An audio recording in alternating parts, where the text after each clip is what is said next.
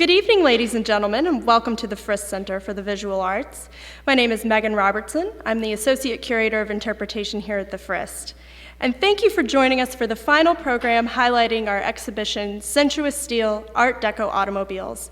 I heartily encourage you to visit the galleries before you leave this evening to see these spectacular cars in our beautiful showpiece, our vintage Art Deco building.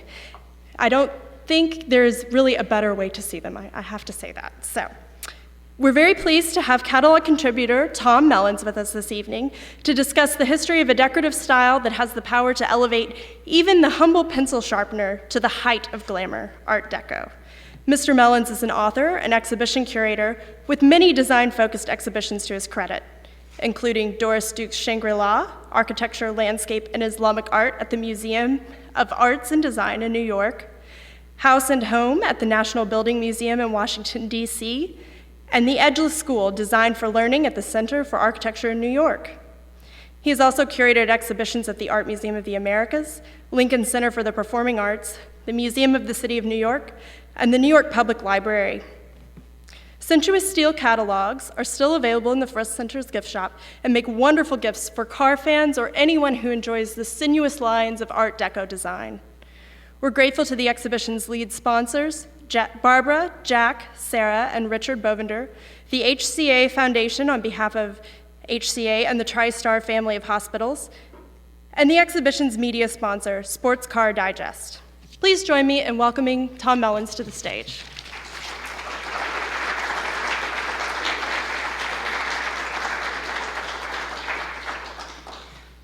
Thank you very much, Megan, for that lovely introduction, and thank you all for coming.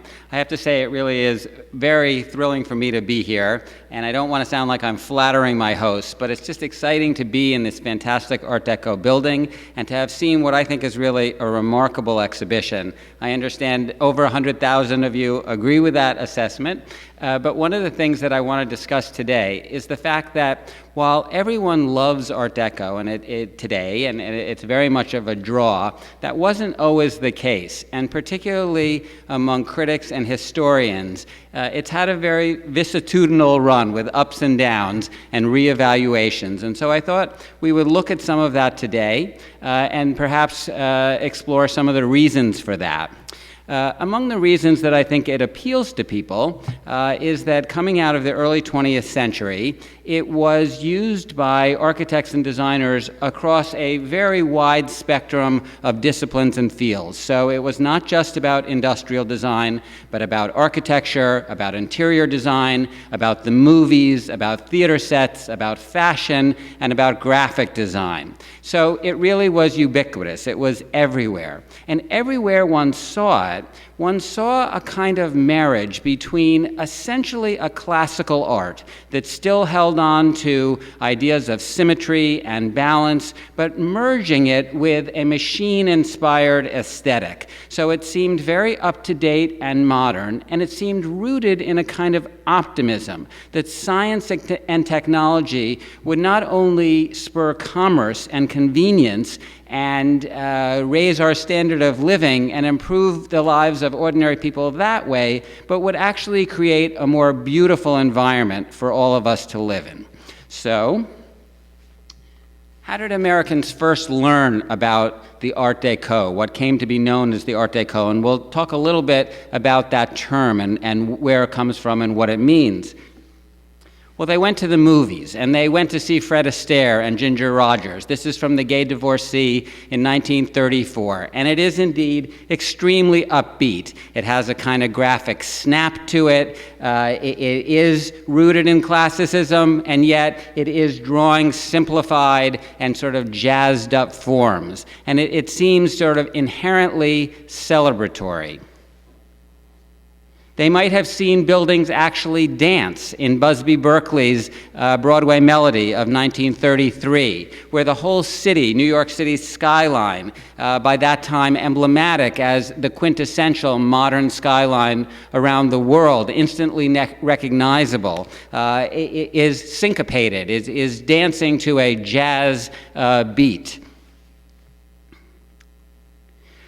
Perhaps Europeans and American movie buffs had been introduced to a certain Art Deco aesthetic a little bit earlier with Metropolis by the Viennese filmmaker Fritz Lang, a sort of dystopian vision of the future. So not altogether upbeat, but nonetheless very expressive and expressionistic and exploring where technology might take us.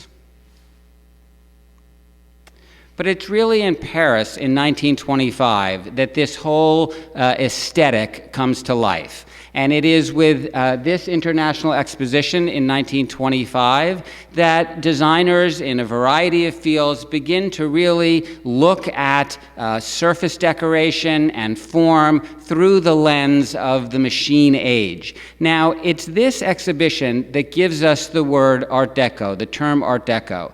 At the time that this exhibition happened, it was very widely publicized throughout the world, both in terms of architecture journals, but also in terms of the popular press. It was very well attended. The United States sent government representatives, so there was an official civic dimension to this. It had to do with promoting commerce and increasing sales of objects, but it had a much broader base than that and much broader goals than that. But at the time that this is getting publicity worldwide, there's a variety of terms that are being used. Modernistic, modern, and there are numerous terms that are, in a sense, vying for supremacy. Art Deco emerges because of its association with this specific exhibition, and there are pluses and there are minuses to that term. On the one hand, it does acknowledge the central contribution of the Parisian designers and both design and commercial communities. On the other hand, it downplays some of the other influences, and as was noted in the text to this exhibition, art historians see Art Deco, what we now call Art Deco, as having complex roots that include the arts and crafts movement in England, that include the Wiener Werkstatt and successionist work coming out of Vienna, that include art world influences, including Cubism with its embrace of the so-called primitive. Some people see that there's Native American motifs that are appearing in Art Deco. There's futurism coming out of Italy, and if we talk about Art Deco, it's perhaps a little bit too narrow in its debt to Paris. One of the problems with that is while many of the influences and many of the people who are first exploring this vocabulary are indeed European, they're not all European. And I think that to some extent, even now, but certainly in the beginning of the 20th century, Americans suffered from a little bit of a colonial inferiority complex. And we thought that real art came from Europe. It didn't come from here. But there were Americans who were embracing this new aesthetic very early on, including this is an image of the exhibition itself, which one of the critics, American critics at the time, called a Cubist City. And we can see that the layout of it is actually quite traditional, but the buildings, nonetheless, are all taking on these kind of machine forms and decorative motifs. One of the chief pavilions at the fair was sponsored by Bon Marche, the famous Parisian department store, and we see how just delightful and intricate the decorative patterns are, but they are being used within a basically symmetrical building, so they are, from the beginning, sort of setting this paradigm of a synthesis between classical form and machine-inspired decorative form. One of the Americans who's very early involved with this is Frank Lloyd Wright, perhaps not surprisingly, arguably the greatest architect that this country has produced. This is China that he actually designed in 1922 for the Imperial Hotel in Tokyo, specifically for use in that hotel. It was reissued in the 80s. Now, between the 20s and the 80s, or between the 20s and the 70s anyway, much of what we think of as the classic Art Deco that appeals to all of us was actually not fully appreciated, but we'll discuss that a little bit more later. But by the 1980s, by the early 80s, there's a revived interest, and Frank Lloyd Wright is back in the center of things.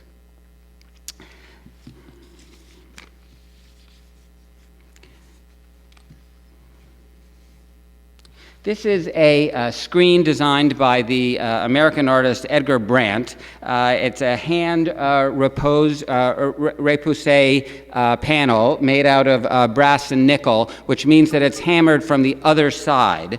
And this was created in Paris for what was called the Modern Art Room that would be shown at the exposition in 1925. And then the entire room was shipped to New York, where it was displayed at the Midtown Manhattan showroom of a fabric manufacturer, F. Schumacher and Company. And from the very beginning, we see this marriage of commerce and art. And this is, of course, a double-edged sword. On the one hand, I think that this exhibit clearly establishes that industrial art does indeed rise to the level, at its best, rises to the level of fine art and is perfectly at home in this wonderful fine art museum. On the other hand, it did fuel those people who thought, well, it's too commercial. If it's being shown in a midtown showroom in Manhattan, it's got to be about making a buck, and it can't really be about making art.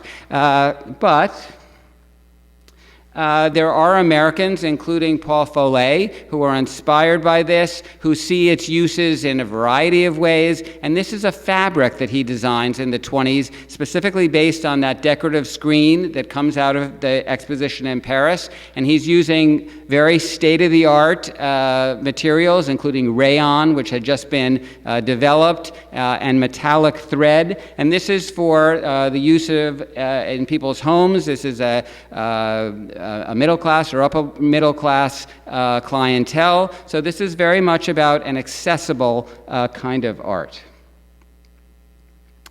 We see here an advertisement in which he is clearly drawing on the presence that's coming out of Paris, and they're using that as a selling point and for creating these new fabrics.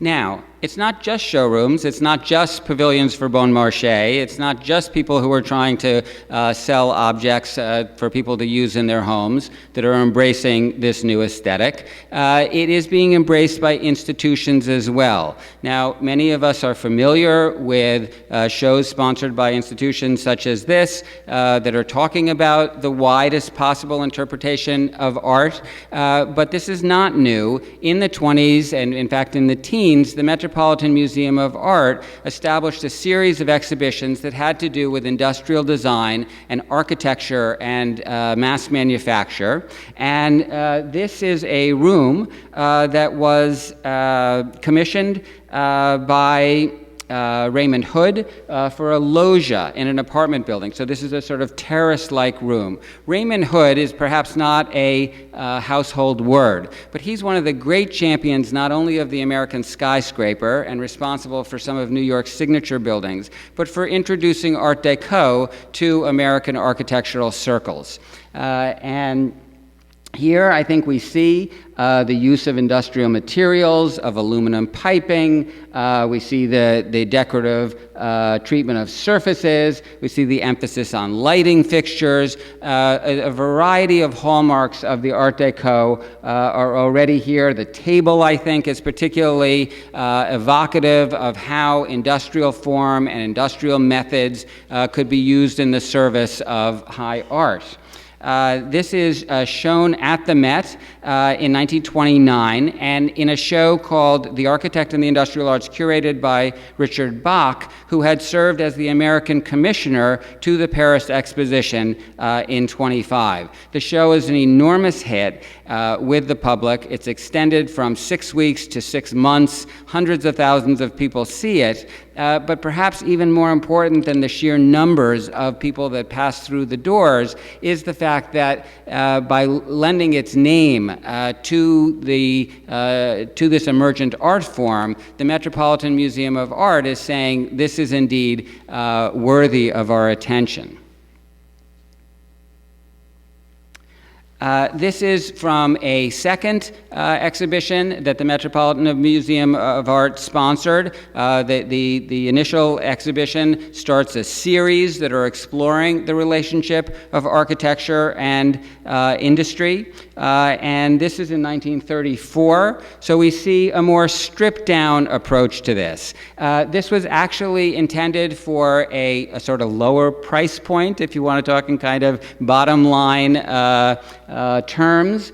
So we don't see quite the same treatment of surfaces and not quite the emphasis on craft. It's more on streamline forms that we'll talk more about as we go on. And it's interesting to me that a model of a car is actually used as a decorative element. So there's a real acknowledgement that industrial art, or models, representations of industrial art, can be literally as well as figuratively elevated, kind of on a pedestal, and seen given their due. This was for an office. It's not entirely clear what was going on in that office, but I think that it's a striking design with the use of curvilinear forms. And part of what I think marks the Art Deco is the attention to detail, but also the sense of a complete work of art, so that a interior or a building, and this is very true of the building that we're in right now,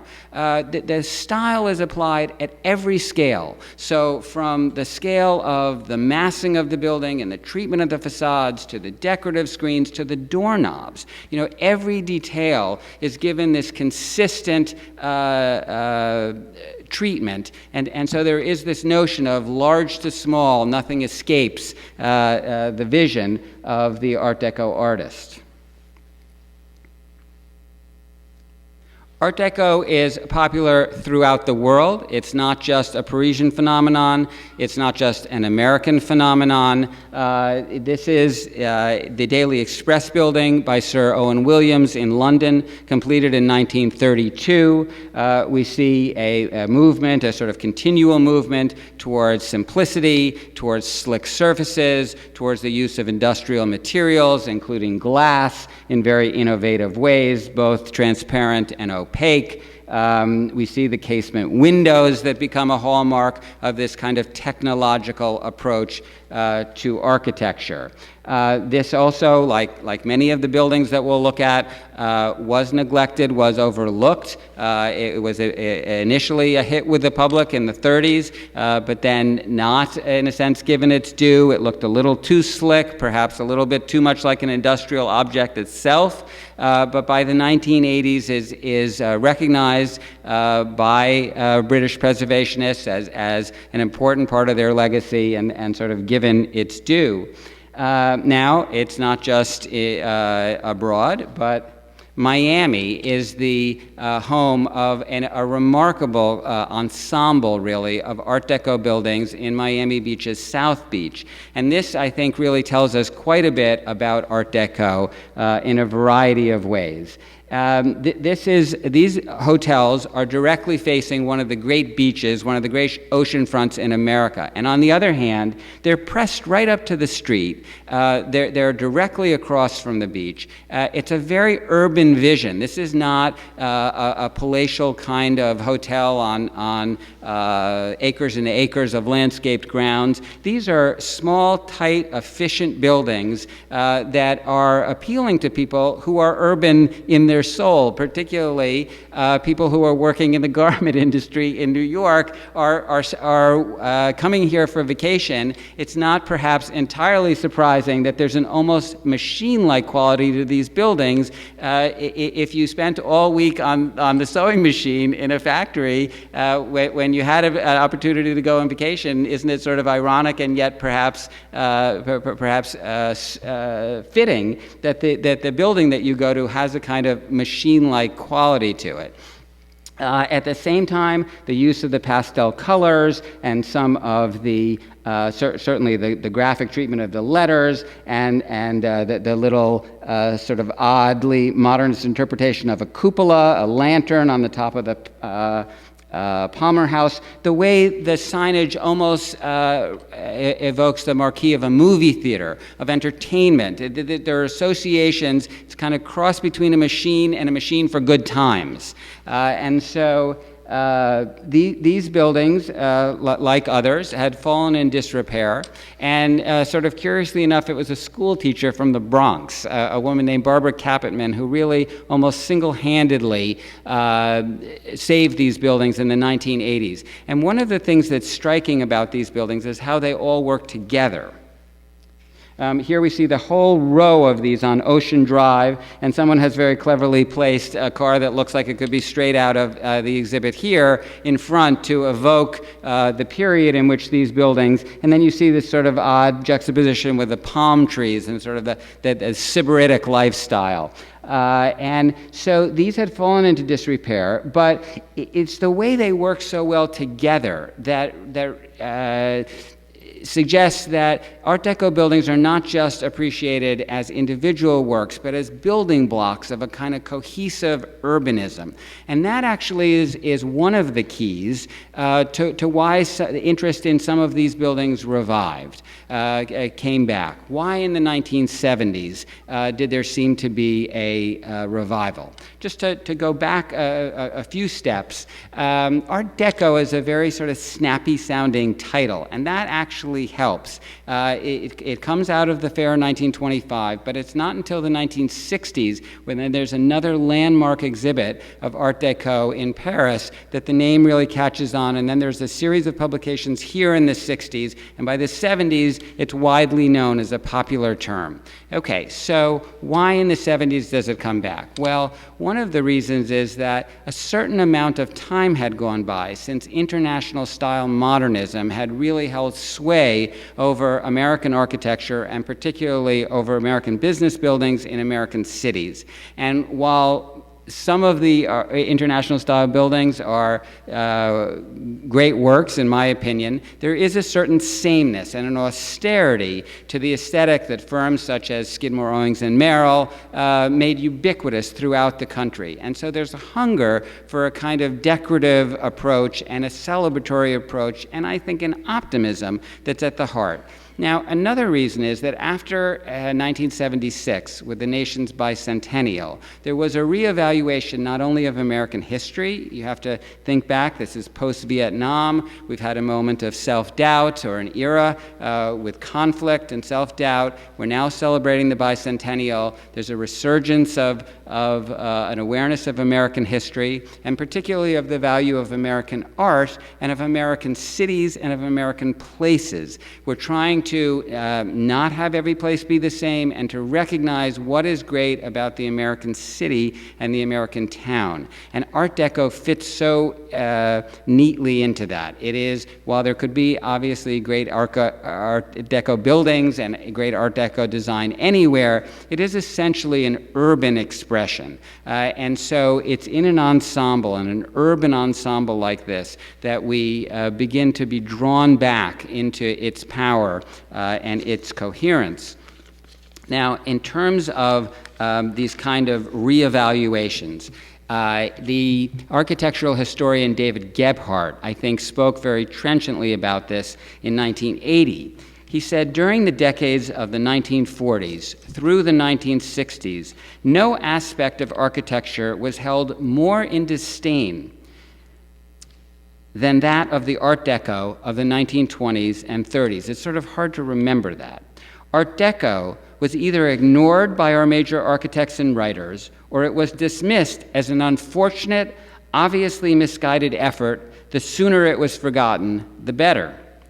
Those who espoused high art modernism during the 30 years from 1940 to 1970 condemned the Art Deco for preserving too many architectural values, for being too concerned with the decorative arts and popular symbolism. All of these accusations against the Art Deco were true. The difference today is that we are inclined to feel that all of these qualities, which were once looked down upon so disdainfully, were in fact assets, not defects. So we see that, I think, in an ensemble like this.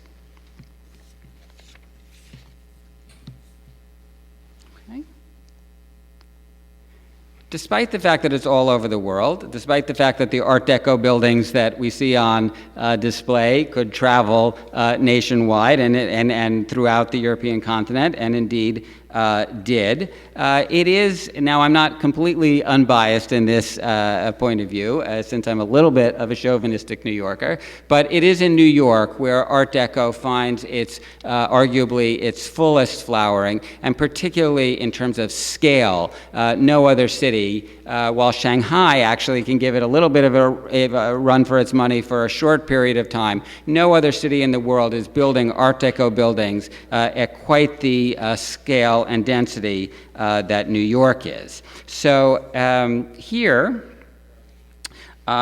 we see the Park Avenue building. This is on the left, by Eli Jacques Kahn, who's one of the great New York office building architects and one of the great Art Deco specialists. This is completed in 1927. And what I thought was particularly interesting about this was the use of color. We don't associate color with skyscrapers in New York, but it is a feature of the Art Deco. Interestingly enough, the architect here, when asked about his sources, talked about ancient Greek architecture and the use of colorful palettes there. We think of the Parthenon as being completely white, but at one point it was fully painted with a very bright palette, and he's going back to those classical roots for inspiration. At the same time, the use of the rectangle and the use of the line and the kind of rectilinear quality that looks like it could have been stamped by a machine, and also the syncopated, almost jazz-like composition, that it's not, yes, it is harmonious and balanced, but it's about a certain kind of rhythm. You think of paintings by Mondrian. There's an aliveness to the use of geometry that's coming across in this composition. On the right, of course, we see its most famous neighbor and arguably the most famous building, or one of the most famous buildings of the Art Deco moment, the Empire State Building, of course, completed in 1931 by Shreve, Lamb, and Harmon. One of the, I hope that's not me. Is that me? No. Okay. Maybe somebody's calling for me. One of the, I think, the ironies of Art Deco's popularity is while it's instantly recognizable, we don't always know the names of the people who created it. We don't know the names of the industrial designers. We may recognize some of the nameplates of the cars, but the designers are largely forgotten. And oddly, that's true of the architects too. Raymond Hood is not a household word. It's not like showing you the dinnerware by Frank Lloyd Wright and everyone is immediately familiar with that. But it's interesting that there's a certain kind of anonymity to this. Here's our friend Raymond Hood. And in the 1930s, long before fashion deemed it popular, he was wearing a kind of buzz cut, and he was a bon vivant. He died, unfortunately, quite young. He was born in 1881 and was gone by really the height of the Art Deco era in 1934. But in a limited period of time, he really put his stamp on the New York City skyline. And we see his work evolve.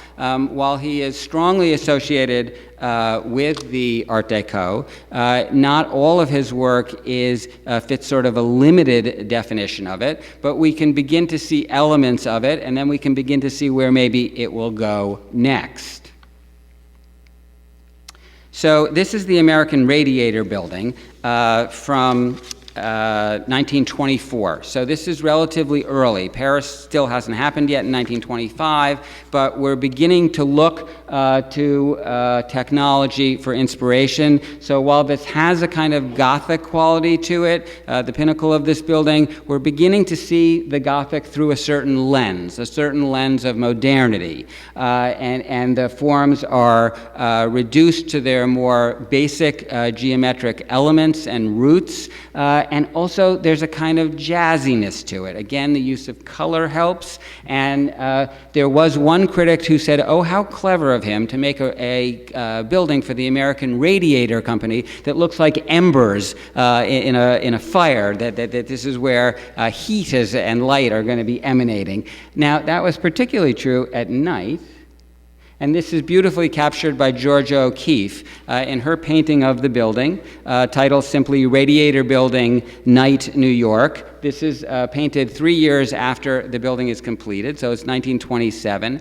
And already, New York skyscrapers, including those in an Art Deco vocabulary, are entering a broader mythology. They're entertaining not just the man on the street, but they're captivating the imagination of some of our major artists. Now, this marriage of commerce and art that we see over and over is, as I said before, a complicated relationship, because on the one hand, it allows a certain kind of art, a certain artistry, to be widely enjoyed. Anyone who could afford to buy one of the magnificent cars that we see could enjoy it, could indulge in a certain conspicuous consumption, and this was an accessible kind of art. On the other hand, it is precisely that commercial dimension to it that results in it being shunned by some people, although obviously not all. Someone like Georgia O'Keeffe is saying this is a perfectly reasonable subject matter for important art. One of the dimensions of this relationship of commerce and art is that the Art Deco style, because it is so instantly recognizable and broadly appealing, has a kind of advertising value to it. And companies like the American Radiator company are seizing on that immediately. They want not just a practical building, not just a beautiful building, but they want a building that's instantly recognizable on the skyline. And it will serve as a kind of advertisement for them. And even if the radiators are manufactured someplace completely different, by the 1920s, companies, major American corporations, feel that they need a home office in New York, they need a skyscraper building, and preferably a very up-to-date looking one, an Art Deco looking one, that will add a certain pizzazz to the skyline. That's perfectly represented by Raymond Hood's next great achievement for the McGraw-Hill Publishing Company. This is on 42nd Street in Manhattan. And we see that the building is getting more and more simplified. It's using industrial sash for the windows. It's celebrating the fact that it's a steel frame building now with a steel skeletal structure. If we look back at the American Radiator, we can see that even though that building would have been completely impossible to build without a skeletal steel frame, it's in a sense hiding that. It's not celebrating that. So there aren't windows close to the corners of the building, and what that suggests is that the building actually needs that level of support, that the brick walls are supporting it, where that isn't really entirely true. The brick walls are only providing some support. It's the underlying support that you don't see that's actually making the building stand up. But by just several years later, McGraw-Hill is 1931, we're celebrating the technical aspect of this, so we're pushing the windows all the way to the corner. This is no longer a traditional design, and while the building is inhabiting its height, as Louis Sullivan would say, proudly standing up like a man, it is nonetheless also emphasizing the horizontality that certain forms of industrial manufacture allow you to have that strip-like window. And then the top is just a fantastic merger of kind of classical form exercised by a well-trained architect and a billboard. It's just as straight out as that. You want to know whose building that is? You can read it in that wonderfully Art Deco type. The base of the building is perhaps one of its most celebratory features. Again, we see the use of color. We see the combination of rectilinear form and curvilinear form. The great American architectural historian Vincent Scully approaching this building and then walking into the lobby where this Art Deco treatment continues in full force said, "Now I know what it's like to walk inside a jukebox." And it just has that very sort of upbeat feeling. And I think it's actually an interesting parallel to the cars just next door. You know, those sweeping forms are as applicable to a massive skyscraper as they are to a relatively small object. Now, Raymond Hood moves on, and this is not perhaps quite in the classical Art Deco form. We see it pushing towards a kind of more reductivist modernism, but nonetheless, the graphic quality, the contrast of the black and the white, and a certain jazziness to it as well, I think are very much in that spirit. There was a rather waggish critic. This was built for the Daily News Newspaper Corporation, and a rather critic with a little bit of a sense of humor was looking at how the treatment of the windows sort of evokes classical forms, and said, oh, I get it, isn't that clever? It's like columnists in a newspaper. So these columns seem to take on a double meaning to some. But in other aspects of the building, Raymond Hood's mastery of the Art Deco vocabulary are very apparent. This, I thought, was just a wonderful photograph where you really get the sense of the column effect of how the windows are treated. This was taken by the American photographer Bernice Abbott in her landmark series called Changing New York, where she revisited places that she had photographed previously, I think after an absence of about 7 years, and the city is rebuilt in the late 20s. And we see the very reductivist forms of Raymond Hood's building being contrasted with the decorative forms of an earlier era. This is the Murray Hill Hotel, and the ironwork there is a dramatic contrast. But here in this promotional brochure for the Daily News building, we can see its Art Deco personality more. And in the treatment of the two people who are photographing each other, presumably they were reporters there, perhaps a report on the building, and they end up photographing each other. But this treatment of the entry frieze is typical Art Deco treatment, not only in terms of the font that's used for the lettering, but just how flat to the surface it is. That this is not about modeling that you might associate with volumetric forms of traditional Beaux-Arts architecture or traditional classicism. You can see that very dramatically in this building. On the outside, there aren't freestanding columns or even attached columns. The columns have flattened out. They've become plasters on this kind of flat surface. And we see that compression happening in the frieze above the doorway, and we see how it's literally carved into the stone rather than having more naturalistic representations of the people. The quote is an interesting reference to Abraham Lincoln, who said, "God must have loved the common man because he made so many of them." And so we see that he made so many of them taken on as a slogan for the newspaper. Inside, there's a very dramatic lobby, which has a very strong expression of the Art Deco, with the use of dramatic lighting and dramatic materials, the black walls, and then the focus on the globe, but the implication, I think, being something about the reach of the newspaper. But one might also say, could interpret it as something about the reach of Art Deco, of this industrial aesthetic, which is really embraced worldwide. Arguably the most famous Art Deco building of them all is, of course, the Chrysler Building, and nothing represents this merger of commerce and art, this merger of the classical and the machine-inspired, this use of architecture as advertisement. Nothing does it better than the Chrysler Building. It's designed by a man named William Van Allen, who is educated at the École des Beaux-Arts in Paris, as were most leading American architects at that time. While there are some American architecture schools as early as the late 19th century, even throughout the early 30s, most American who could afford to go to Paris to be trained were. He comes back from Paris, unlike everyone else who comes back with rolls of classical drawings. He comes back with his mind full of the Art Deco. And he says, none of that old stuff for me. I'm new, I'm Avanti, I'm going all the way. Now, some people buy it and some people don't. But But what is so clever about his use of this vocabulary for the company is that he literally merges it with the product that they are producing. So these forms on the immediately recognizable spiral are said to evoke the spokes of a wheel.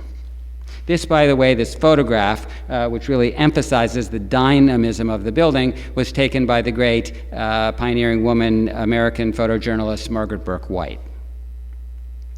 Now, he is not obscure in his references. Van Allen needs to design a frieze at a certain level in the building. Well, he looks to the hubcaps of the Chrysler buildings. He wants to do a sort of 20th century interpretation of a gargoyle to mark one of the setbacks of the tower. Well, he looks to a radiator cap of a late model Chrysler car. These are direct references to the automobile industry. This wonderful photograph, I think, really captures how he is drawing on a medieval tradition, but absolutely paying homage to his boss, to his client, the Chrysler Corporation, and they know it. Inside, it's a veritable Art Deco celebration. He's using exotic materials, woods from Africa, to decorate both the inside and the outside of the elevator cabs, an utterly practical dimension of a building. Nothing glamorous about designing an elevator cab, but in the hands of a great architect, it can become a wonderful statement. So on the left, we see a sort of classic Art Deco composition, geometric but alive, and on the right is the outside of the elevator doors. These will soon open to let you in, and they're just a celebration of the curvilinear forms. I had spoken a moment ago about how, just before we move on from the Chrysler building, another feature of the Chrysler building is that just as it is the embodiment of the Art Deco skyscraper, it is also the embodiment of the Art Deco dilemma, which is to say that people like it and critics didn't always like it. And at the time that it was completed, Kenneth Murchison, who was a leading American architecture critic, writing in The American Architect, noted how divided responses to the building were. And he said, some think it's a freak, some think it's a stunt, a few think it's positively ugly, others consider it a great feat, a masterpiece, a tour de force. So response was all over the place. Well, you may have your own opinion and may think it's a masterpiece or not, but whatever I think your take on it, it's a memorable building. You can't get it out of your mind, and it has become an icon of American skyscraper architecture.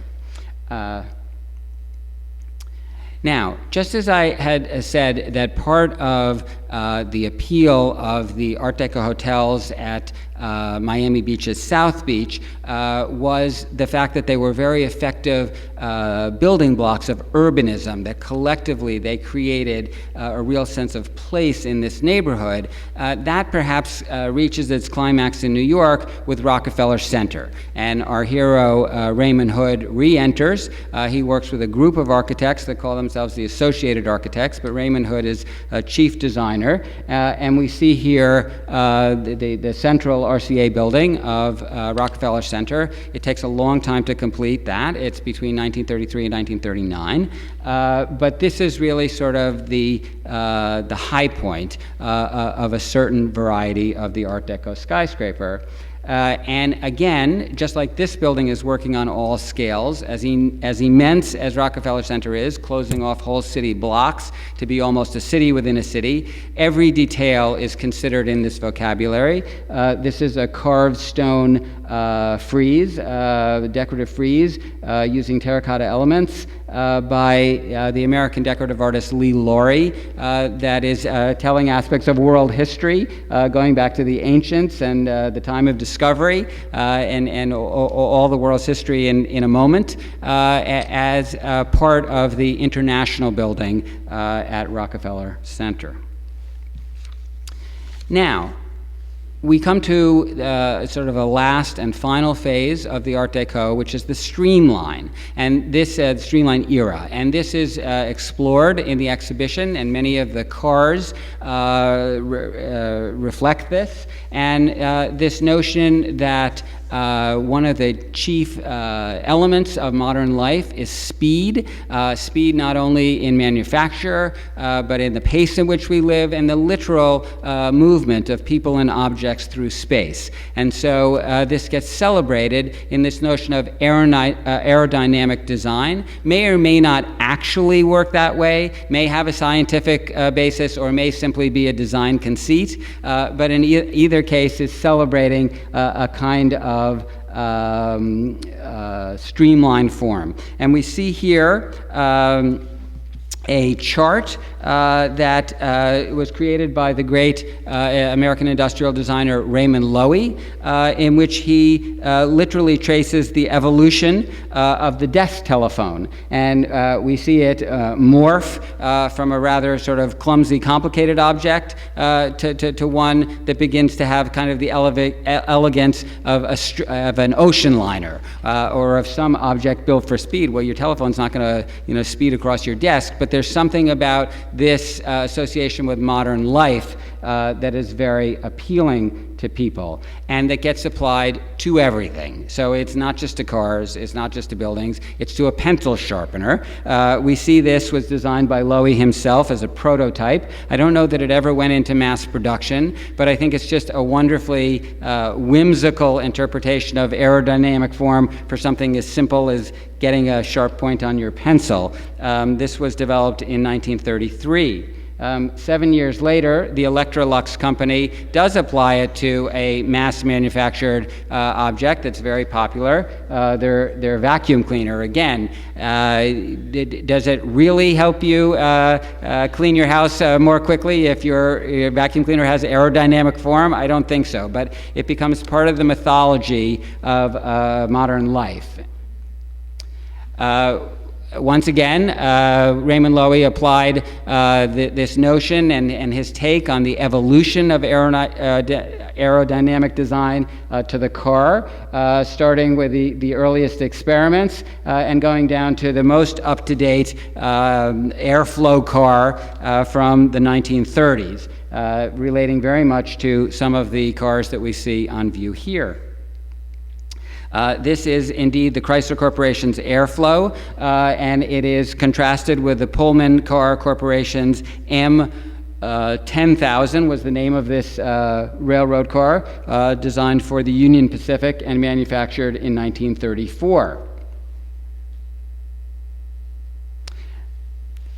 Raymond Hood is, again, at the forefront of this and is imagining the car of the future, not so unlike some of the cars that indeed were manufactured. This is 1938, and this seems to take us to the end of an era, not only of the Streamline era, but of the Art Deco era altogether. Well, if Art Deco was so appealing and was used so brilliantly by talented designers working across a variety of fields, why didn't it last longer? Why does it seem to fizzle by about the onset of the Second World War? Well, part of that may be tied, as I've sort of related over and over, their problems to hitching your cart to commerce. And so commerce needs a new model every year. And so there may be a certain aspect of a kind of built-in obsolescence. But additionally, the modernism that seems to be moving in different directions that ultimately eclipse the Art Deco. When the Art Deco, when that term became sort of codified and was widely accepted as the way to refer to all of this architecture and design, there was a critic who said perhaps it would be more accurate to call it Art Decos, and that there were actually a variety of decorative approaches, and Streamline being one of them. And what that suggested to some people was a multiplicity of modernisms, that modernism wasn't just one thing, but could be seen in a variety of ways and indeed evolved. Now, just as the exhibitions played a really critical role in the development of Art Deco, both in Paris and in this country with the Met and other institutions nationwide, but also in Art Deco's revival, again, with exhibits in Paris and throughout this country. There was a very important exhibit in Minneapolis.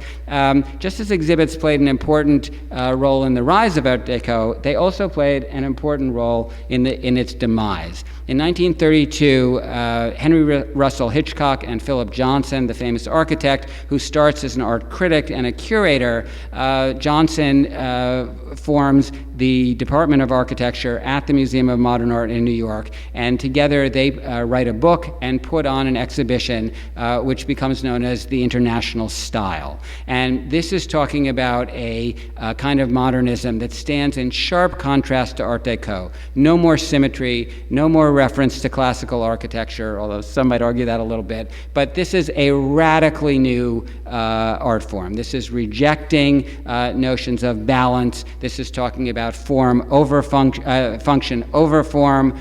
This is not about decoration. This is about something very different. It's a bold new vision. Now,